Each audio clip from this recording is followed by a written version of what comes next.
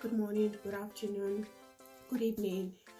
I'm making this video to reply to my previous video based on the comments and the messages I've received so far, and also to share more light into on my previous video on 15 minutes a day with your child.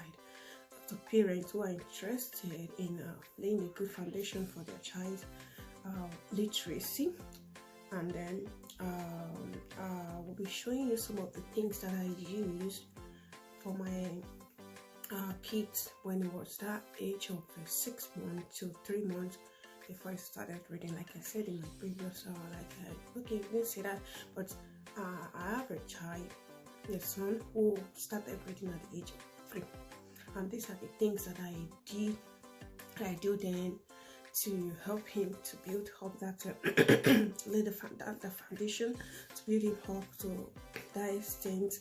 And like I said, at the age of 3 he started reading. So if you are someone who is so inspired by that and who wants something like that for your child, then this video is for you. Yes, so either you have a child that is 6 months, between the age of 6 months, 2 years, 3 years, 4 years, this video is for you, because there is no age you cannot start. And if you have a child that's over that age as well, that is struggling to read, then you can also use this method. This will I'm going to be explaining on this, where I'm going to be sharing with you. So it's all fall back to the foundation.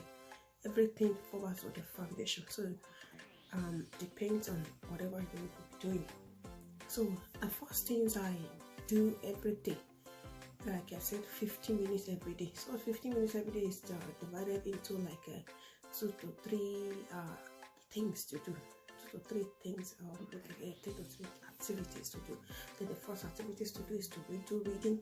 The first and second one is to do like a singing, and then the fourth one is to do like creative activity with your child. So those are 3 things you do every day with that child. And then going to the first one, which is going to be teaching that child how to read, which is we start with the alphabet.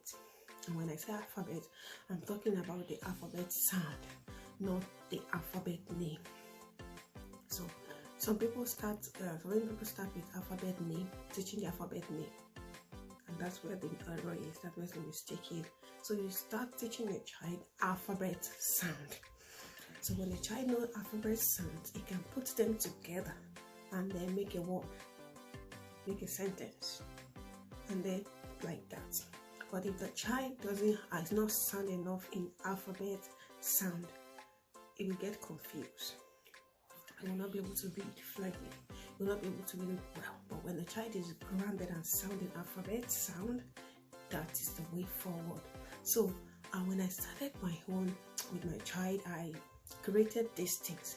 Now, I created these things because I was not buoyant enough, or have enough money to buy those stuff that I needed. So I look for things I have around me to create them.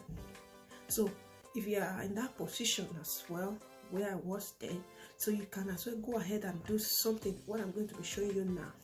Or if you don't have the time to do that, you can as well go to stores and buy those things. Now the first thing, like I said, you teach about child alphabet sound. Why? I'm going to be showing you something. Now look at this. This is alphabet sound. These are lowercase, and this is what we want our child to learn. This is what we want you to teach that child. Now, this is wanting to know the alphabet sound using the lowercase. Why the lowercase? Now, looking at so many things in your reading, most of the letters you find there are in lowercase. So that's why we want to teach that child how to read the letter sound with lowercase and not with uppercase, and not with something like this, because when you have something like this together, it get confused. The child get confused. Understand? So what we want that child to know is the one thing to know that lowercase letters, which is sound. So we teach the child the alphabet sound with the lowercase letter. So as the child grows up, you can now sing it like song, like most of the videos, educational video that we watch on YouTube, with the alphabet name. So that is that about that. You teach lowercase, you teach it the alphabet sound with the lowercase letter. And then the next thing is you go to the number. That's about if you do for reading, that is it. You need, for child to know how to read, you need this. You need this, yes, you need this. But if you want to go further, which is what I do also, I also teach numbers. So the child to know the number, then you create something like this as well. I'm looking for where did I something like this. I also use something like this for the number. So like I said, if you can't do something like this, then you can as well go to the store and buy the flashcard itself. And make sure you don't buy something like this. I don't recommend something like this because of what I explained here. That's the child will get confused when you see something like this. This is what I want the child to know. Now, I want the child to be seeing every day, to use to learn, to train him herself how to read, so that when he sees this in the word, when time you keep going and go to the next level of 2-letter words, so the child will not get confused with it. So the letter names with this, the letter sound with this. So that is it. And same thing. So when you're done with this, after this, every day, then like I said, it's three phases. You teach the letter phase and other things. You can also teach teach the child colors. It depends on the child age. If it's within the 6 months, then you can go to the colors, shapes, all other things that you can, to let the child know, recognize things around him. And also, I also recommend reading with your child. There is looking for books that looks like this. Not exactly this book, but any books that you can lay your hands on that has pictures and name, and pictures and words on it that shows the name of the object. So very good for the child to learn as well. So you can also incorporate that into the activities you're going to be doing for that 15 minutes.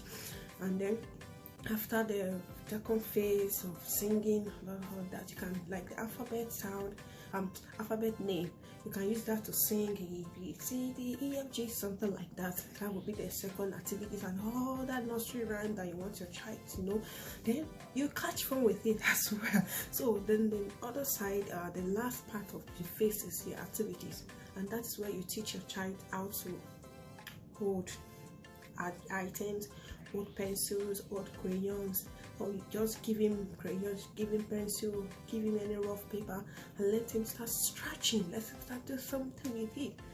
So, and that is how it is. You are developing the child. The child is developing gradually on the motor fine, the reading, the skills, on all other things. So that is just what I want to share with you today. So we're talking more on this if I receive any, based on whatever comment or question that I receive after this video. So if you want me to expand more, want to go deeper into these activities, you can put it in the comment below, or you can send me a message direct and I will get back to you. Sure, get back to you. Thank you so much for your time. Thank you for watching my video as well. And also you can share with your friends, your families, anyone that you think might need this. Yes, anyone that you think might need this. You might not need it, but someone else might need it, so you can share as well with that person, and the person will so much appreciate you. Thank you so much. I'm so grateful for everyone who's going to be watching this video. Stay blessed. God bless you. Bye bye. See you in my next video.